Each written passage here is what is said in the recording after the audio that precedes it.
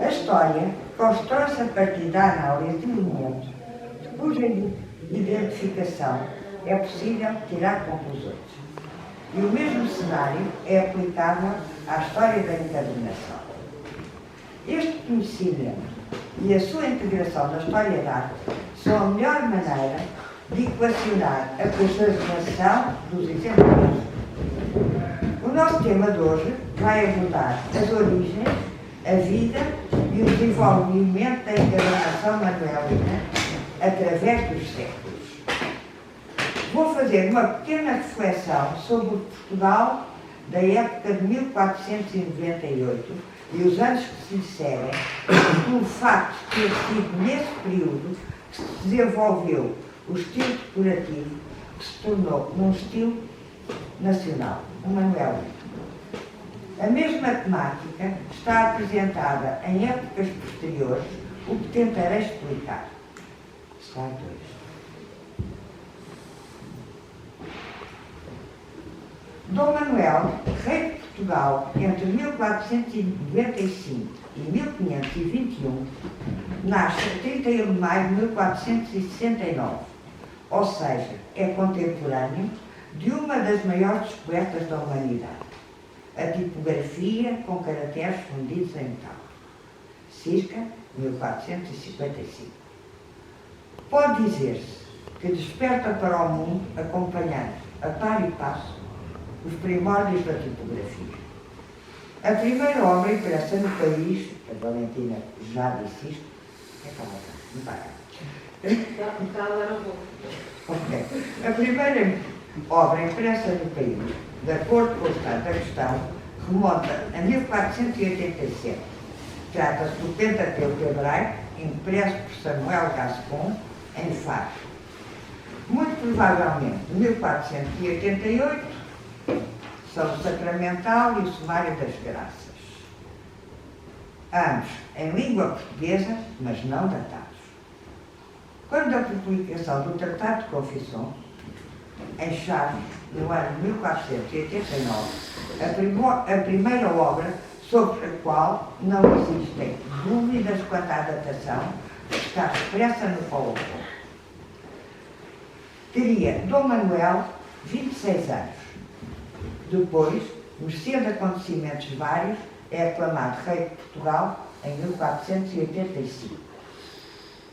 1455.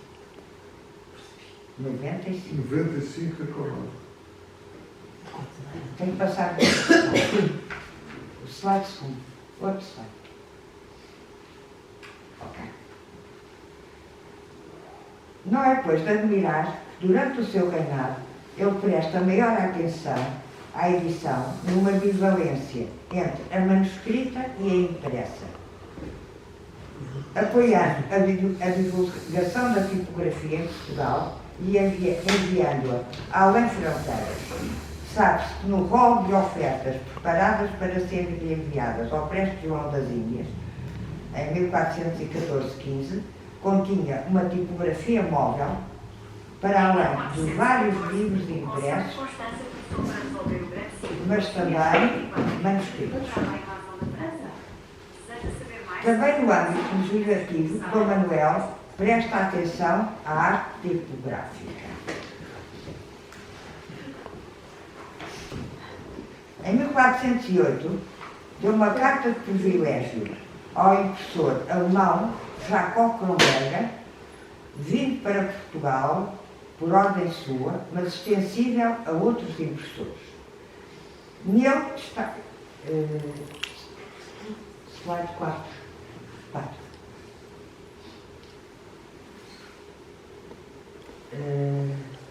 Mas extensível a outros impressores. Nele está patente o seu interesse pela tipografia e os benefícios da sua utilização no domínio legal e religioso. Mas se a arte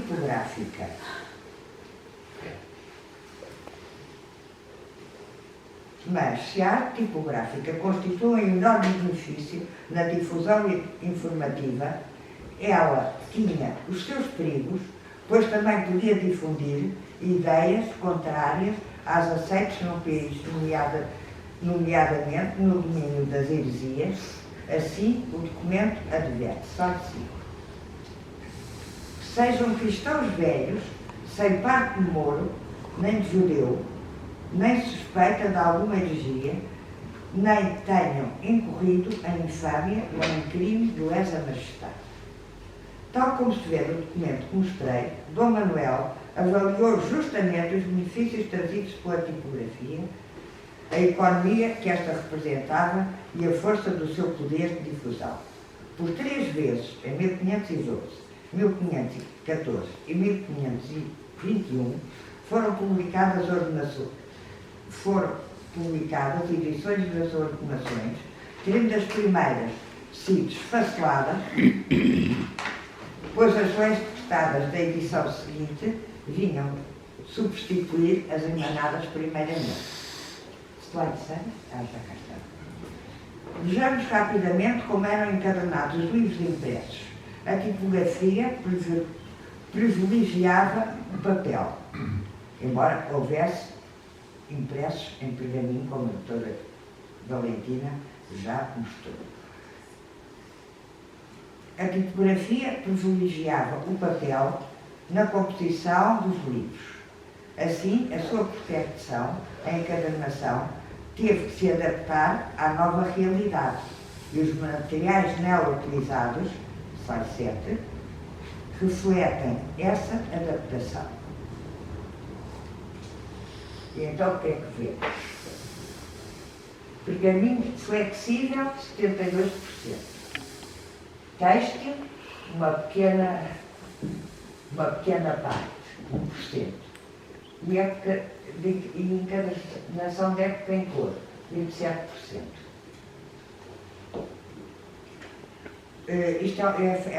Esta estatística é feita numa amostragem quando a BM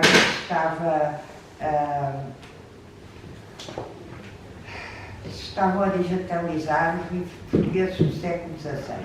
Eu agarrei os carrinhos, portanto não tem nada, não foram escolhidos por mim, estavam em carros e eu fiz a estatística por ali.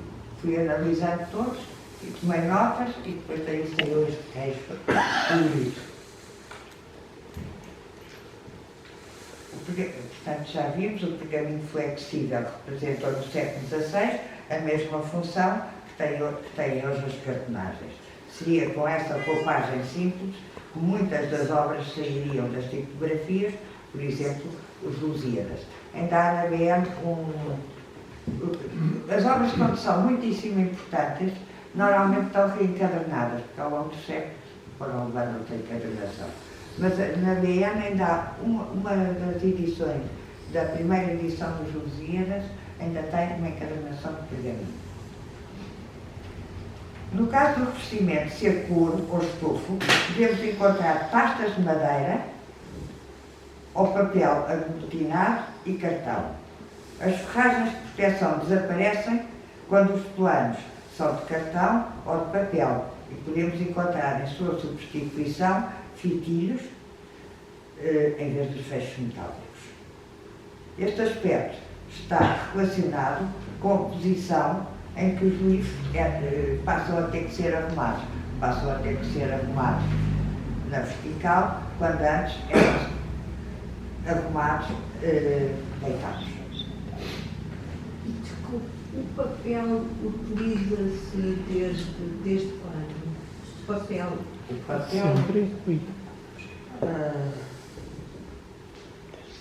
Agora. Desde quando se utiliza o papel? Desde o início do livro. Desde quando se utiliza o papel? Desde Século XIII. É? Século XIII foi introduzido na França. Sim. Mas não era feito em Portugal, não é? Não era Não, era importado. Não Foi usado antes de Cristo. Em Portugal, O papel foi usado antes de Cristo. Sim. Pelos árabes.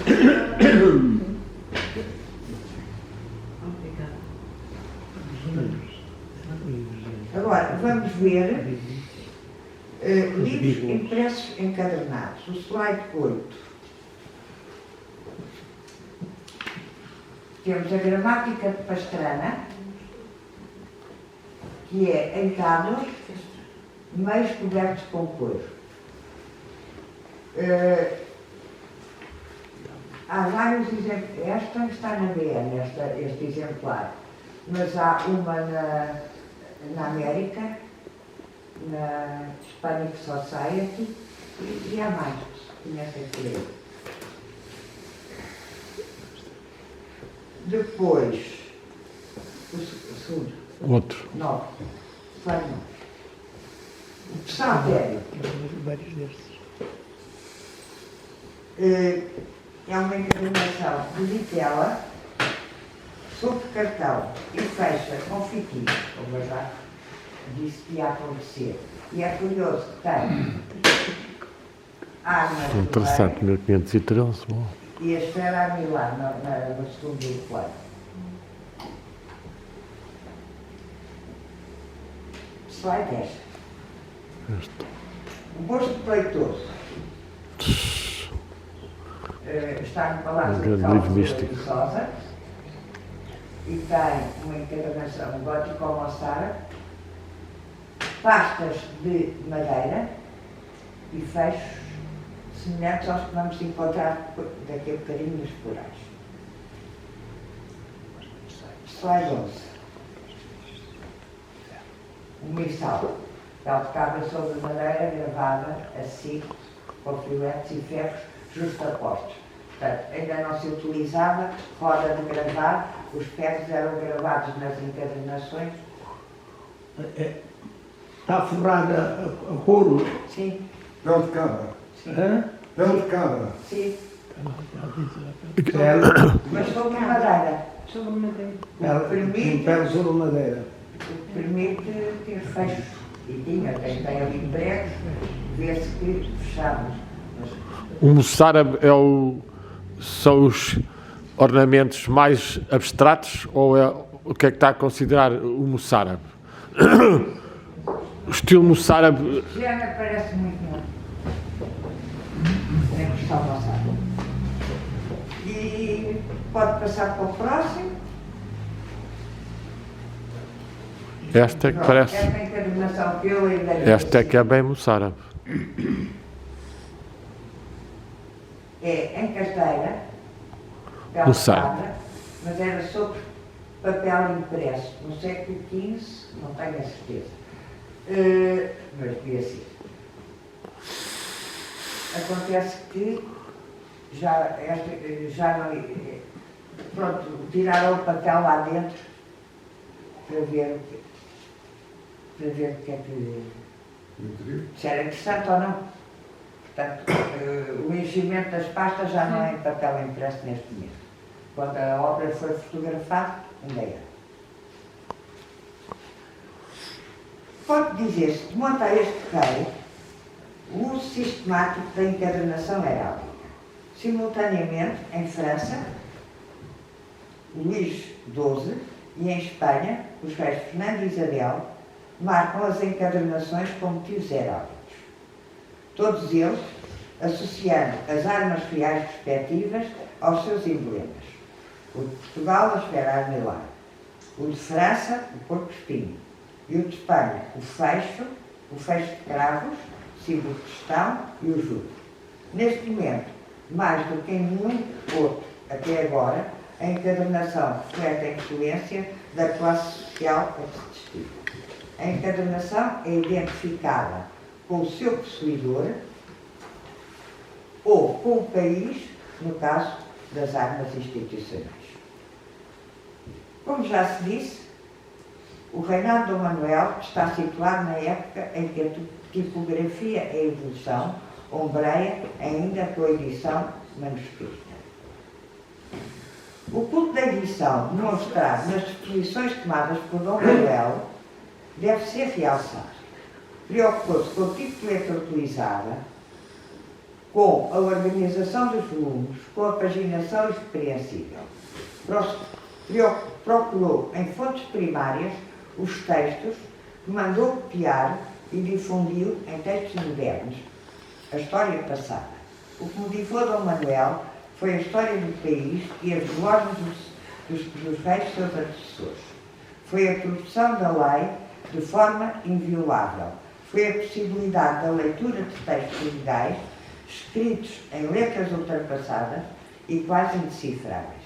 Assim, chamando a si ou a pessoas da sua confiança, a legislação certificava-se da retidão do conteúdo legislativo, fazendo depender a lei do rei como convinha a um domínio absolutista.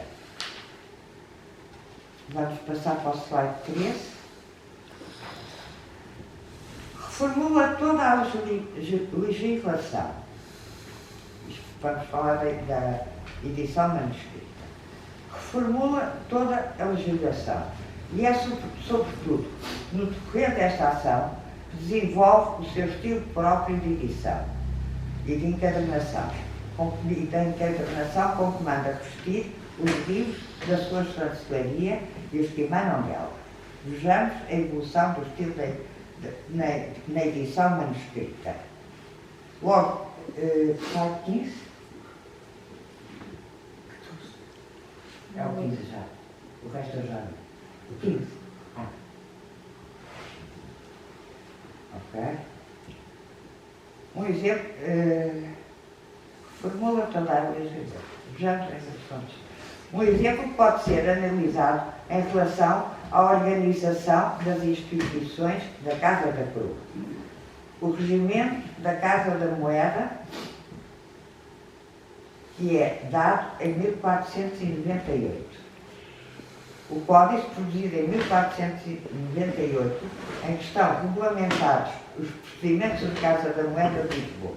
Neste mesmo ano, atribui o privilégio aos moedeiros da Casa da Moeda, cujas as características vamos ver adiante.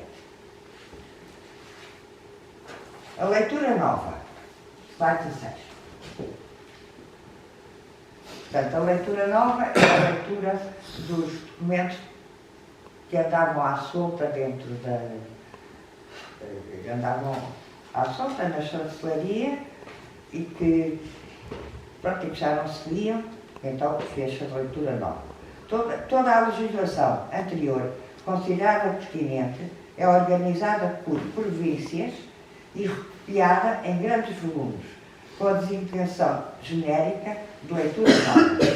Este conjunto de códices foi reencadernado em período posterior ao terremoto de 1755. Sabemos apenas que as suas encadernações eram protegidas com ferragens. Esta empresa, dada a sua morosidade, ultrapassa o reinado de Dom Manuel e só é entregue à guarda de Fernão de Pina, fidalgo da Casa del Rei, Nosso Senhor, cronista-mor, e guarda-mor da sua Torre do Tombo, por Tomé Lopes, aos 28 dias de agosto de 1532, cerca de 12 anos após a morte do rei Dom Manuel. Que razões levaram o rei a incentivar a cópia cuidada e organizada destes documentos? Explica o Tomé Lopes em informação dirigida ao rei Dom João III, portanto, filho de Dom Manuel. Pode-me passar à frente? Na dita torre, soltas andavam escritas em linguagem, e a maior parte em latim, e por serem umas sobre as outras, e cada uma sucessão de rei, em grande confusão multiplicadas. E então foram criadas para a leitura. A justificação da encadernação manuel. A necessidade política de celebrar os feitos heróicos e a descoberta de novas terras terá estado na origem de um novo vocabulário estético e decorativo aplicado com maior visibilidade na arquitetura, mas em todas as manifestações artísticas e culturais, entre as quais a encadernação. E aqui temos uma comparação da laçaria, existente em pedra, no Convento de Cristo, e uma laçaria semelhante em tajas compostas em 1512 e 1514. E a chegar a Milagres foram. É assim que ao estilo gótico, já existente, vai ser dado um novo tratamento marcado pela utilização de elementos pertencentes à arte de navegar, pela aplicação em elemento decorativo da cruz, das armas reais e da esfera armilar, simbolizando, respectivamente, a evangelização que se propunham fazer no Novo Mundo, o país e a glória e a imensidão da ordem em que o reino se inseria. É neste contexto que se insere a utilização da encadernação identificada com armas reais e com a empresa de Dom Manuel, passando as encadernações institucionais a ostentar esses elementos. Exemplos de encadernação em tábuas cobertas de estofo podem ser exemplos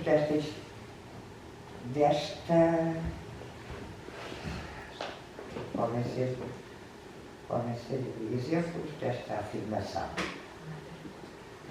Portanto, aqui temos o livro de homenagens, que está no Palácio Ducal de Vila Viçosa, que foi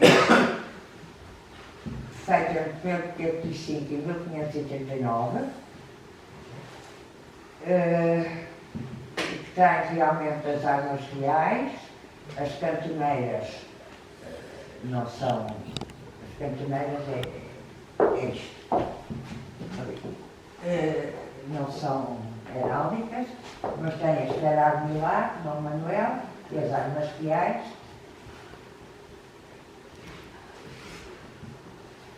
Penso que estas ainda são com 13 castelos.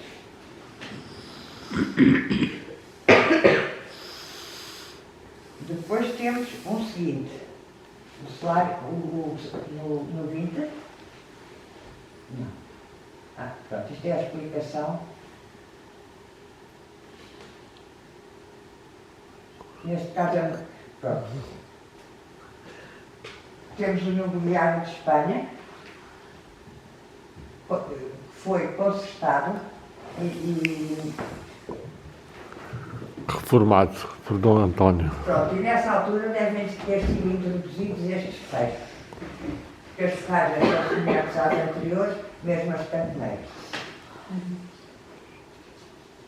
Está no arquivo da Torre Tombo, com aquela cota. Cofre forte, 144. E mais uma encadernação de estofo, a seguir, 22. É a explicação. Esta é a explicação, pois.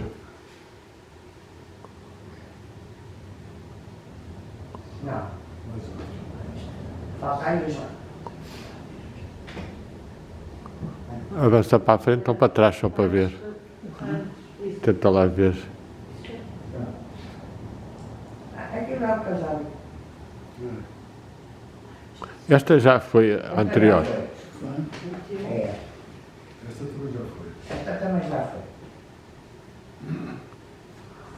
Ela só foi fundamentada nas ferragens. É, esta foi a última. Tem a tal 1% que era em veludo. Avança. Avança, avança. Passa. Mais uma. Avança, só a única hipótese será isto, exato. Eu não estou louca. Eu estou a chamar esta uma encadernação de estofo. Isso é pele sobre madeira. Sim, É pele sobre madeira. e o Mas estofo tem lá vestígio do que era de veludo azul. Pele sobre madeira Mantiveram as ferragens é a tradição do norte com bronze. e puseram-lhe uma encadernação em pele. E depois as Não, ferragens mas não com está ferragens em mas bronze. vê-se no interior das pastas que ainda há restos de veludo. Não o rasparam bem. E os ferros são todos originais da mesma... Os ferros são os Todos, originais. tudo original ainda, bom? Normalmente os fechos não. Pois, os fechos são um bocadinho diferentes. E os ferros são folheados a ouro. E isso está comprovado cientificamente, como se passava na Casa da Moeda. Eu e a Margarida Ortigão pudemos levar o livro à contrastaria e foram aparecendo em várias camadas o que é que se compunham as ferragens. E era o ouro. São de copos por baixo folheado a ouro. Não pode-se dizer que é pele sobre madeira, gravada a frio, decorada a bronze. Sim, mas o decorado, a bronze, costumava ser Decorado sobre o veludo. a bronze. Costumava ser sobre o veludo e este também era. Sim. Só que recebeu um restauro, provavelmente no século XVII, porque estes filetes já são muito outros, muito espessos. A ferragem pode ser do século XVII. A Pode. ferragem está ali a fechar o livro. Pode, Mas, pode. mas a decoração é do século XVI. Claro que sim. É que o livro tinha quando tinha a datação do sim. livro. A datação da construção deste códice pode ser colocada em 1498, ano em que o rei Dom Manuel I atribuiu o primeiro regimento à Casa da Moeda. Certo. Foi encadernado cerca de 1504 e teve, nessa época, uma encadernação de veludo azul.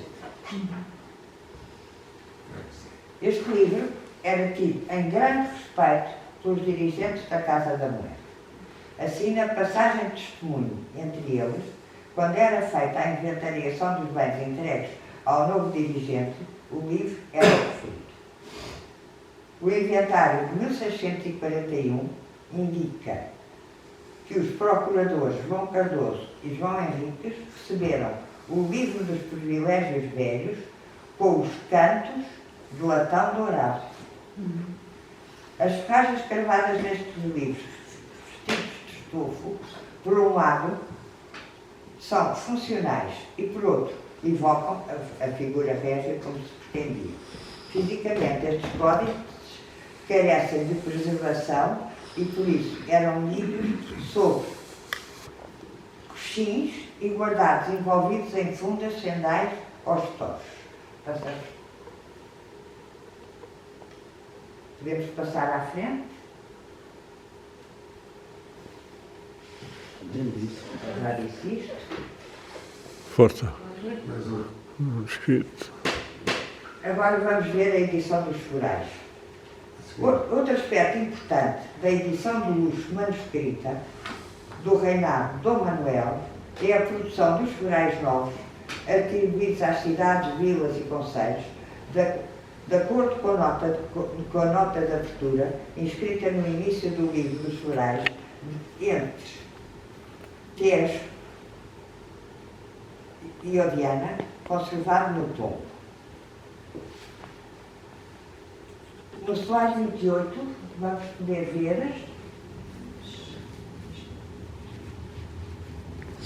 o quadro de produção dos florais.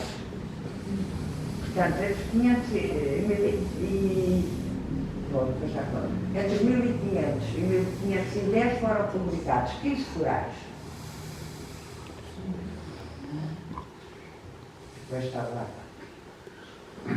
A grande edição surge em 1510 com 64 florais e segue-se o ano de 1511 com 4 florais, 1512 com 72 florais, 1513 com 59 florais. Só no ano 1014 são publicados 237 florais. Em 1532, 31, por aí fora. Portanto, imaginemos quantas pessoas tinham que estar a trabalhar nestas coisas para conseguirem. Era tudo manuscrito, não é?